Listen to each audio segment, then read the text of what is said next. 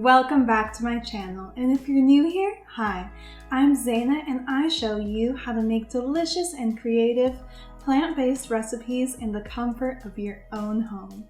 Today I'll be showing you how to make my world-famous avocado mac and cheese.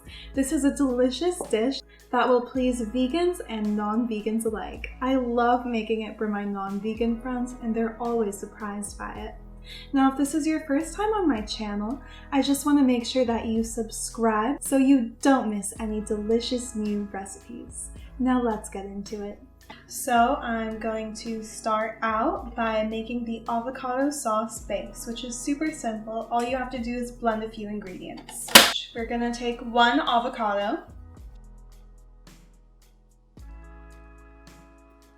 We're going to take a handful of herbs, including cilantro and fresh basil leaves. You're gonna take a little bit of plant-based milk. I'm using almond milk here.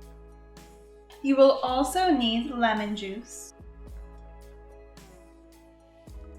Next, we're going to be adding nutritional yeast, which is going to give this mac and cheese that cheesy flavor. Now, if you're not vegan and you don't want to get nutritional yeast because you think you'll never use it again, it's actually okay to skip it in this recipe. Your avocado mac and cheese just won't taste as cheesy. It'll taste more like a creamy avocado pesto pasta, which is still just as delicious. Next, we are adding salt, garlic powder, a pinch of smoked paprika to just give that cheesy flavor a boost.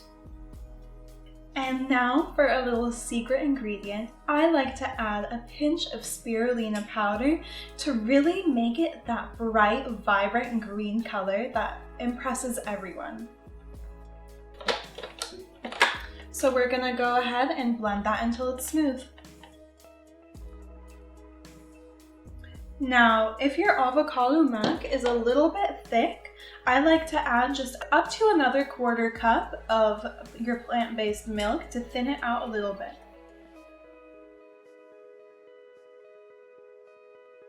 You can totally make this avocado mac your own by adding all kinds of different toppings. I really love to add some broiled cherry tomatoes on top of my avocado mac. So I have my cherry tomatoes right here, and I'm just going to drizzle them with some olive oil and sprinkle them with a little bit of salt before popping them in the oven at 400 for about 15 minutes. So next we are going to cook our pasta and start making the creamy bechamel sauce base that is going to be mixed with the avocado sauce. We'll begin by adding olive oil to a heated saucepan.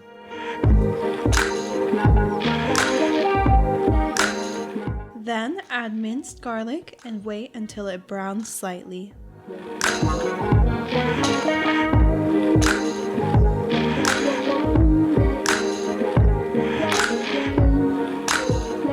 Once fragrant, add arrowroot flour or cornstarch, or regular flour if you aren't gluten-free. Stir constantly.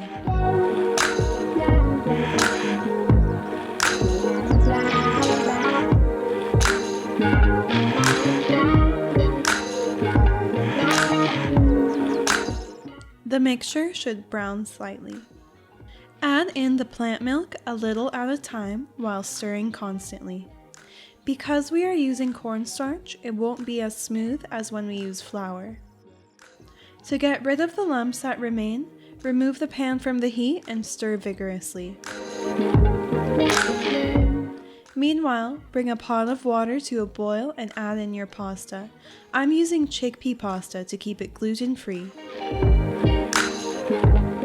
Stir the bechamel off the heat to get it as smooth as possible. Now, normally I would skip this step, but since today I'm showing you guys the gluten-free version, cornstarch is more likely to get a few lumps. So to just get that extra smooth texture, I'm gonna go ahead and blend them in this blender. If you are not gluten-free and you're just using normal flour, you can just go ahead and stir the bechamel and the avocado sauce right in the pot or the pan.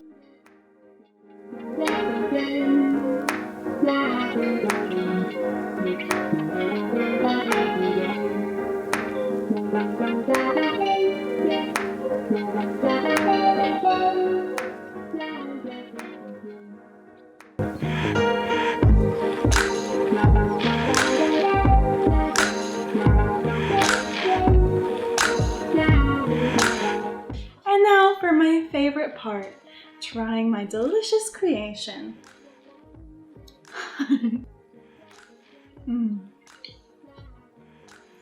This avocado mac is so incredibly creamy and delicious. It gets delicious flavor from all the herbs that we used, and the creamy bechamel base really makes a delicious savory mac and cheese base.